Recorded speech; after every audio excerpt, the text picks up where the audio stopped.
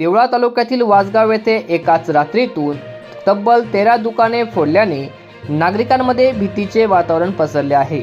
सदर घटनेची माहिती नागरिकांनी येथील पोलीस पाटील निशा देवरे यांच्यामार्फत देवळा पोलीस स्टेशन येथे दिली।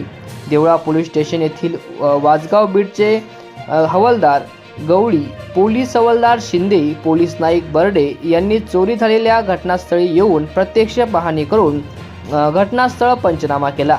यात वासगाव येथील Sandeep Deore, Akshar kirana stores, Jagannath Ahire, Ganesh welding workshop, Vaibhav Pawar, Vakratund medical, Shubham Pawar, Pawar agro services, Bhausaheb Kakulte kirana दुकान, संदीप देवरे किराणा दुकान, शैलेंद्र देवरे किराणा दुकान, Prashant Pagare salon centre, Vinod Mahale tailoring centre, Vikas Deore Aaple Sarkar Seva Kendra, Ganesh Bachhav xerox दुकान, पांडुरंग देवरे मोटर रिवाइडिंग, पुंडलिक देवरे किरकोळ किराणा, दिलीप पगारे सलून सेंटर, किरण नलगे किराणा दुकान, बाळू महाले किराणा दुकान आदी दुकानांमध्ये कुलूप तोडून चोरी करण्यात आली।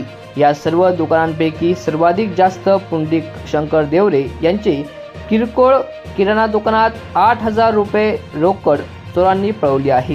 प्रबंधभूमी महाराष्ट्र न्यूजसाठी शुभानंद देवरे, देवळा।